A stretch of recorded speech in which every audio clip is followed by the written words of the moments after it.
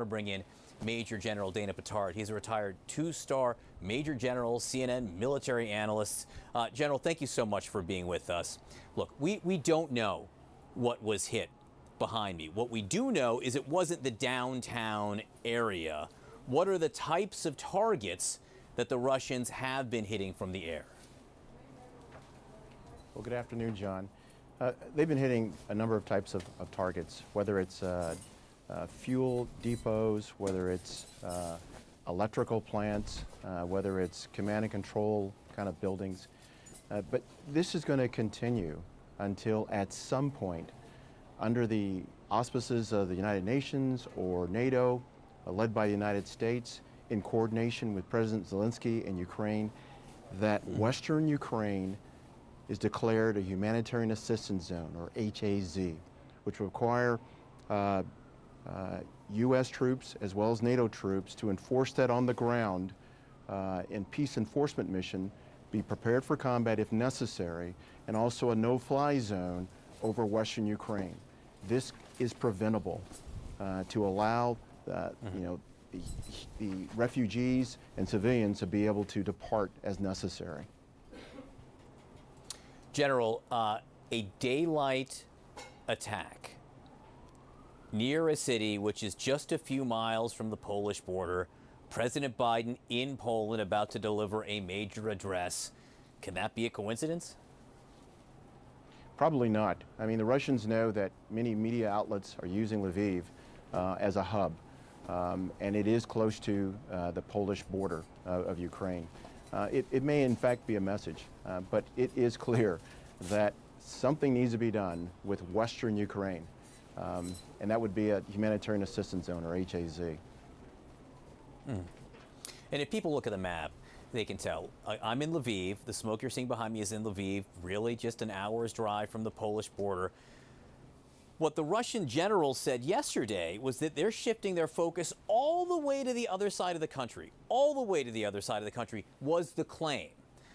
If that was the claim, what we're seeing behind me really seems to suggest that he wasn't being completely straight, General.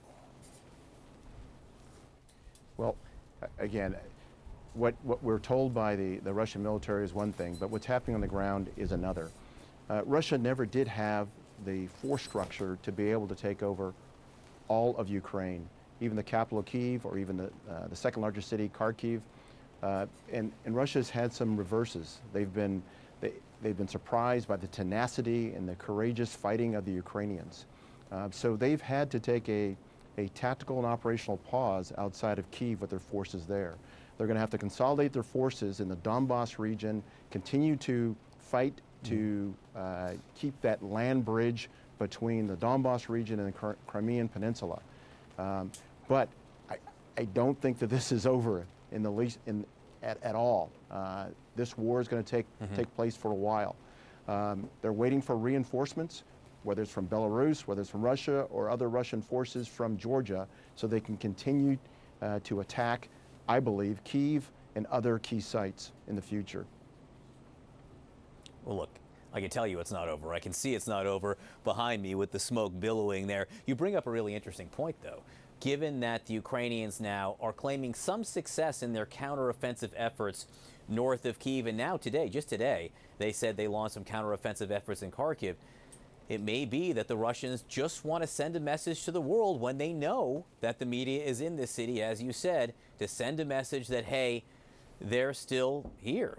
Maybe a message not just to the West, but maybe a message to the people inside Russia as well, who may be starting to doubt the possibility of success in this mission. And that's a possibility. Again, the fact that the Ukrainians are conducting counteroffensive operations is a good thing, but that can only last so long. They only have so many munitions, so many weapons, so many Javelin missiles, so many Stinger anti-aircraft missiles. They need assistance. And it would be very helpful to have some NATO troops helping with the humanitarian assistance zone in Western Ukraine, if that is in fact declared. Retired Major General Dana Pittard, it's an honor to get to speak to you. Thank you so much for helping us understand what we're seeing here behind us in Lviv. Appreciate it, sir.